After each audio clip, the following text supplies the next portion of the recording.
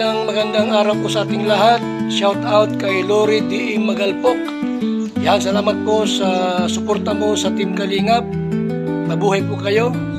Yan po, pakisubscribe po mga Kalingap, mga kaibigan. Lori D. Magalpok.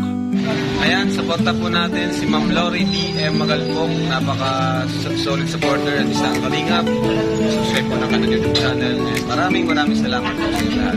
God bless po. Jesus loves you.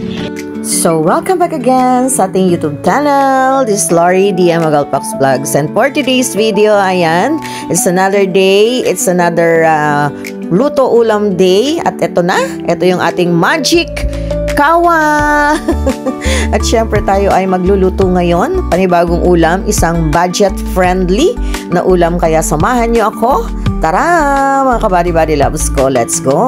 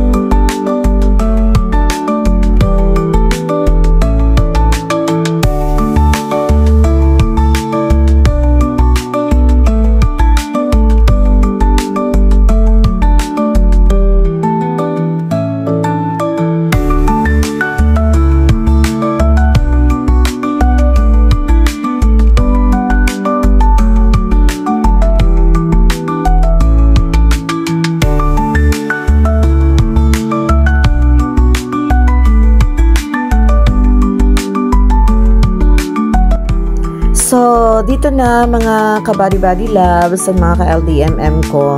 Nilipat ko na to sa pressure cooker kasi para mas madali, mas mabilis, no? Mas madalis tayong magluto kasi alam niyo naman ako, gusto ko yung madalian.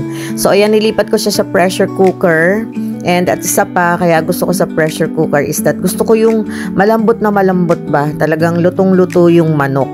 So, ayan, inilipat ko siya. So, lulutuin lang natin no, ng mga mga 10 minutes. Ayan, mga 10 minutes. So, maglalagay lang tayo doon ng tubig, konting tubig. Naglagay ako ng konting water dyan.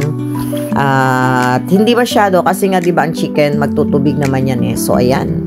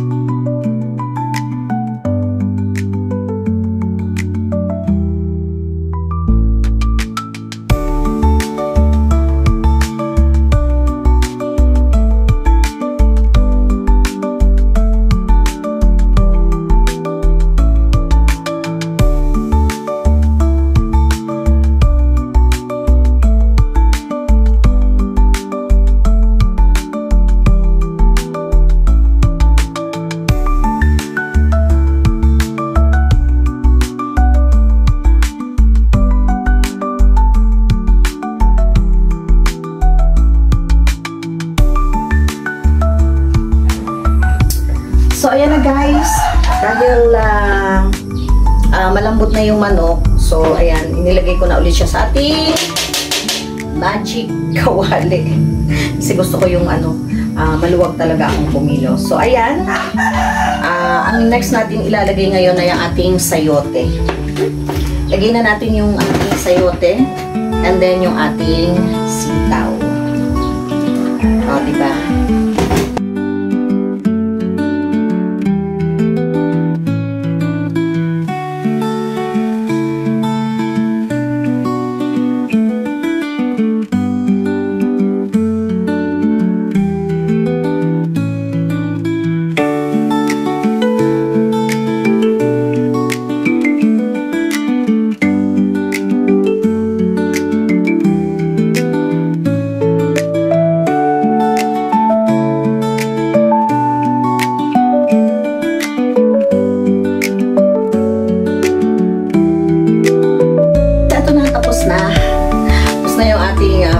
So, tingnan natin kung malambot na yung mga sayote natin at saka yung gulay.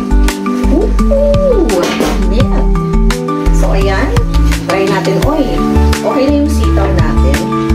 Itong ating sayote. Try natin.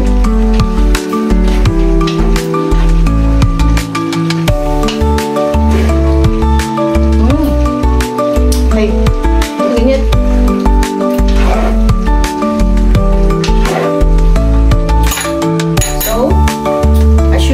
Lalagyan natin ng konting azukal. Ayan. Azukal para medyo mag-balance. Mag-balance yung lasa. Ayan na. Grabe. Ang sarap na nito guys. Ito yung gusto ko sa manok. Parang hindi mo na siya nguya. Parang hindi mo na siya nguyain sa lambot, diba?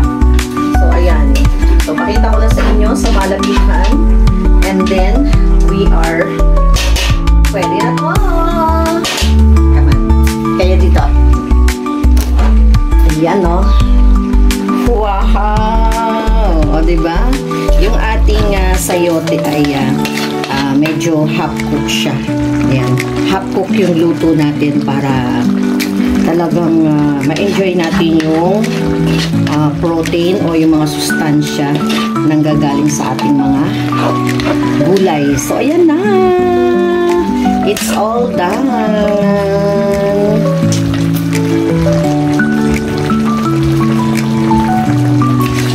So, ayan.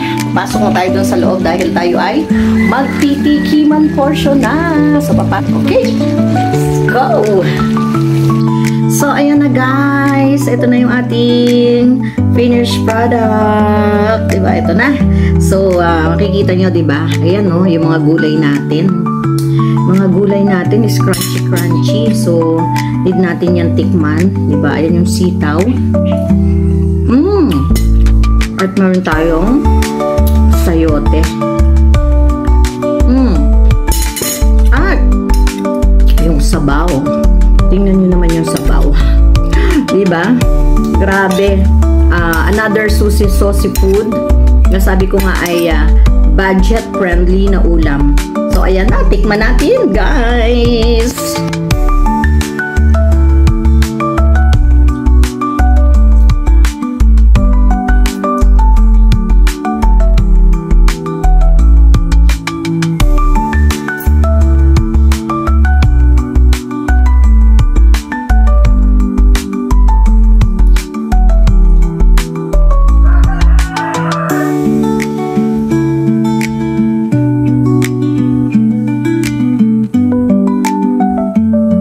Ayun, so ayan na nga. Magtitikiman portion na tayo dito. Yan, lagyan natin to ng para medyo mataas. Yan, tikiman portion. Tikman na natin yung ating food. Diba yung sauce niya? Grabe yung sauce. So, see. So again, mga kabady-body loves ko, sabi nga natin ito ay budget-friendly na ulam. Ayan sarap. Sarap ng ating sayote. Ano siya, medyo half-cook siya. Kasi para yung mga, hindi mawala sa kanila. Siyempre, titikman natin yung manok na super lambot. Ayan, pag nagmaluto kasi ako ng manok, gusto ko yung malambot na malambot. Yung talagang as in, parang wala ka nang kakagatin. Joke, hindi naman. So, ito yung ating chicken. Tingnan natin.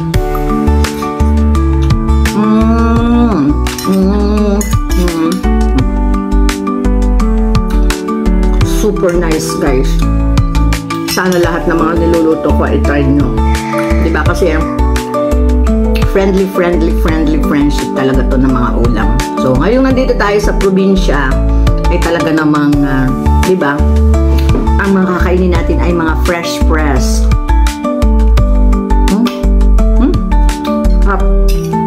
Promise, ang sarap.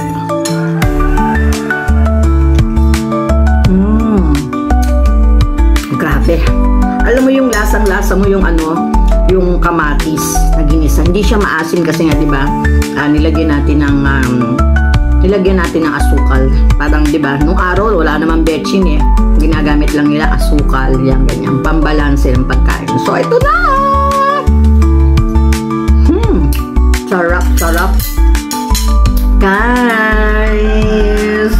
Ito yung ating finished product. So, thank you so much sa mga sumama sa aking video for today. Ayan, sana ay try nyo din. Try nyo din kasi mapapaum kayo sa sarap. Diba? So, thank you everyone. Salamat again sa mga nakaabot sa huling video na to. Kung nakaabot kayo dito, then sana ay matry nyo din yung mga ulam. Diba? Ang title ngayon ng aking mga cooking lesson. Title ng aking mga cooking lesson ngayon ay budget-friendly na ulam. So, guys, thank you so much. God bless sa ating lahat. I love you all. Bye, everyone.